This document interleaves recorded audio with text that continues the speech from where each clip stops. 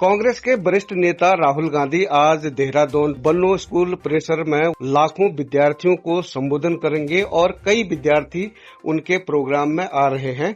इसी को लेकर ज्यादा जानकारी के लिए मेरे साथ फोन लाइन पर गरिमा दसोनी, कांग्रेस की मुखर प्रवक्ता, जुड़ चुकी हैं।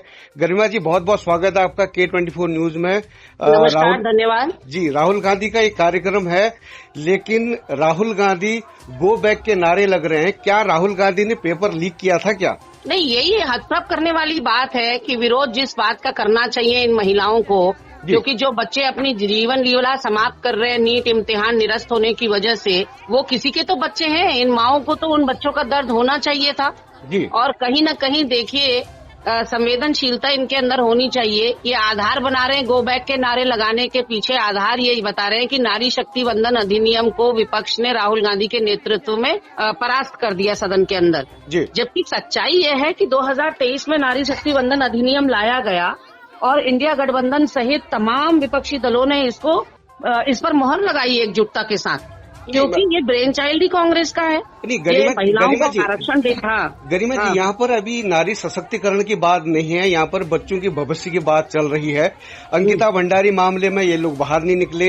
और मैं आधार आपको बता रही हूँ ना, ये महिलाएं आधार जो गो बैक के नारे लगा रही हैं, मुट्ठी भर महिलाएं हैं पहले तो, उनसे ज्यादा तो पुलिस की तादाद है। ठीक है, तो केवल जो है विरोध करने के लिए विरोध नहीं किया जाता, और विरोध ये राहुल गांधी का उत्तराखंड आगमन पर आधार बना रही है कि उन्होंने महिला आरक्षण बिल को गिराया। जबकि सच्चाई ये है कि 2023 में ये लाया गया, हमने एकजुटता के साथ इसको सर्वसम्मति से पारित किया। वो तो मोदी सरकार नहीं बता रही है कि कब से महिला आरक्षण लागू करेगी, इसमें हमारी गलती थोड़ी है। जो भरोसा, जो विश्वास देश के युवा ने अपनी सरकार, अपने देश और अपनी व्यवस्था पर खो दिया है, जो भरोसा उनका जो है डगमगा गया है।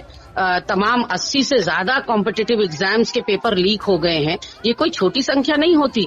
कितनी मेहनत मशक्कत करके बच्चा जो है खून पसीना बहाकर इन कॉम्पिटिटिव एग्जाम्स की तैयारी करता है। माता पिता अपने पेट काट कर उनको कोचिंग करवाते हैं, उनको दूसरे शहरों में रखते हैं ताकि बच्चे निकल जाएं।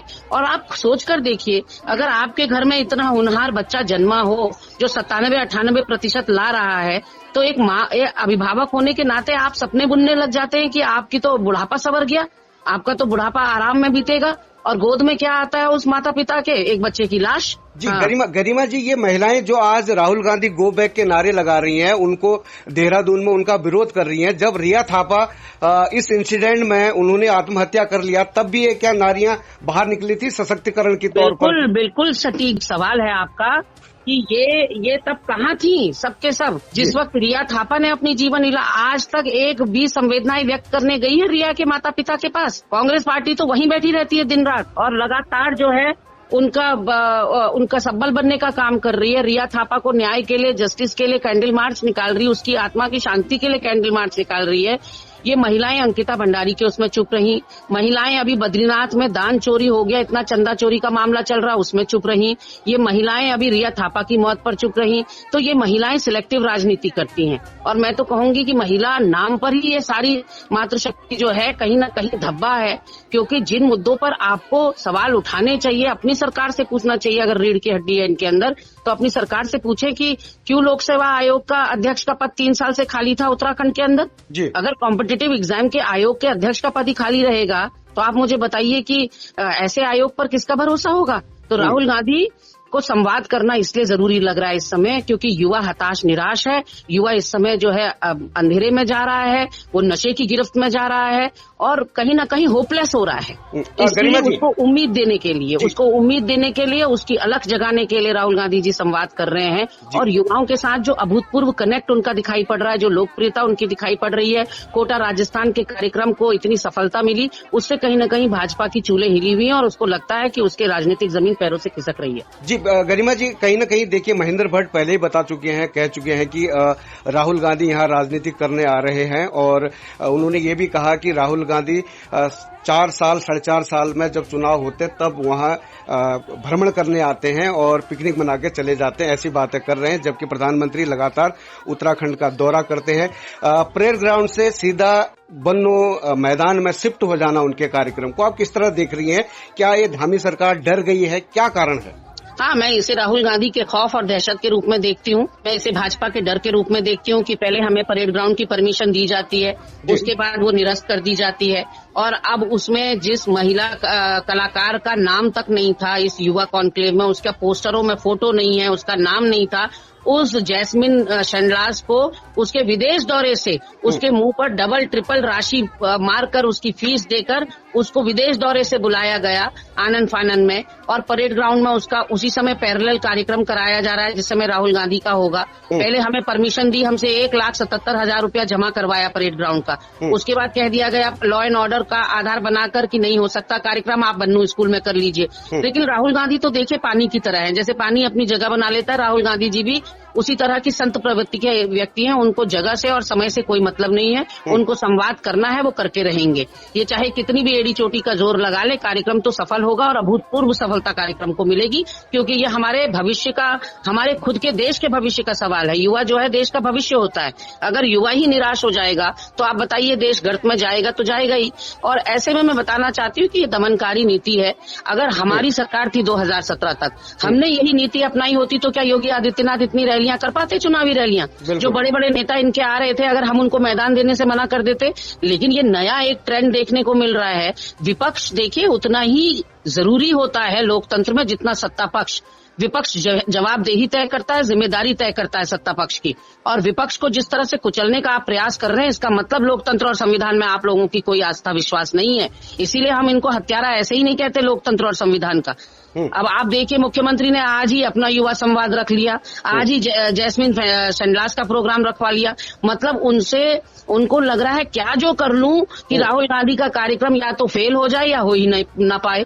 तो तमाम तरह की कोशिशें की जा रही हैं, लेकिन कहते हैं ना कि क्या बोलते हैं, ऊपर वाला है करने वाला। तो आप क्या लगता है आपको, क्या लगता है कि क्या इतने हथकंडे आजमाने के बाद भी कुछ फर्क पड़ता नजर आ रहा है? जो ग्राउंड है उसकी कैपेसिटी कितनी है और कितने लोगों के आज जुड़ने की संभावनाएं जताई जा रही है? नहीं, ज्यादा से ज्यादा देखिए, हम लोग भाजपा की तरह बड़बोले नहीं है कि 1.5-2 लाख कह दें उसके बाद 10,000 भी नहीं आते। आज भी जिन महिलाओं ने गो बैक के नारे लगाए वो मुश्किल से 50 महिलाएं भी नहीं थी। तो ऐसे में मैं बड़बोलापन नहीं दिखाऊंगी, लेकिन मैं ये कहूंगी कि कार्यक्रम अभूतपूर्व सफल रहेगा। युवाओं में एक क्रेज राहुल गांधी का है और युवाओं को पता है कि उनकी बात, हमारे वहाँ देखिए मन की बात एक तरफा नहीं की जाती, हमारे वहाँ संवाद होता है। मन की बात कही भी जाती है, सुनी भी जाती है। तो राहुल गांधी जी संवाद करने आ रहे हैं, मोदी जी की तरह मन की बात सुनाने नहीं आ रहे हैं। और युवाओं को ये बार बार मुझसे पूछा जा रहा है कि युवा जैस्मिन को चुनेंगे कि राहुल गांधी को चुनेंगे। दोनों में कोई मुकाबला ही नहीं है। युवा जो है उसको पता है कि मेरे भविष्य की बात कौन कर रहा है, और आज जिस तरह से दुर्दशा युवाओं की है, उसको मुझे लगता है कि वो राहुल गांधी के कार्यक्रम को देखने से नहीं चूकेंगे, उनसे बातचीत करने का अपना ये सुनहरा अवसर नहीं खोएंगे। एक तरफ एंटरटेनमेंट है, दूसरी तरफ युवाओं का फ्यूचर है, तो आप संदेश क्या देना चाहेंगी युवाओं को, क्या कहना चाहेंगी? मैं युवाओं से कहना चाहूंगी, कांग्रेस आपको सम्मान भी देगी, अवसर भी देगी और उम्मीद भी देगी।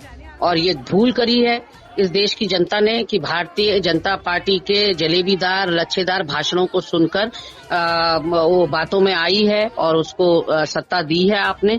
लेकिन अब युवा ही क्रांति लाएगा। युवा जागरूक है, बहुत अपडेटेड रहता है, हमारी जनरेशन से 10 कदम आगे है, उसको पता है क्या चल रहा है, चाहे वो जंतर मंतर का मंजर हो, चाहे वो देश का मंजर हो। तो युवा जाग रहा है और ये बहुत शुभ संकेत है इस देश के लिए। और 2029 अब मुझे भाजपा से बहुत दूर दिखाई पड़ रहा है। जी, अंत में एक सवाल, अहम सवाल बनता है, क्योंकि कल एक कैजुअलिटी हुई, उसमें आपके एक वरिष्ठ नेता इस दुनिया में नहीं रहे, उसके बारे में क्या कहना चाहेंगे आप? क्या लापरवाही थी या कैसे हुआ ये घटना, कैसे घटी?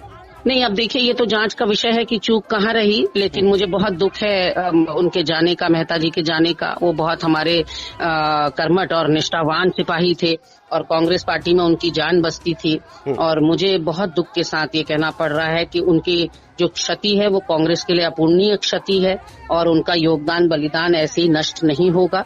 निश्चित रूप से जिस बात के लिए उनके अंदर एक लालसा थी कि वो जाकर देखें राहुल जी का टेंट तंबू कैसा लग रहा है, कैसा इंतजाम हो रहा है, इसके चलते वो वहां पहुंचे और इस दुर्घटना ग्रसित हो गए और हमारे बीच में नहीं रहे। उनके परिजनों को भी ईश्वर इस दारुण दुख को सहने की शक्ति देगा, ऐसी मैं परमपिता परमात्मा से प्रार्थना करती हूँ।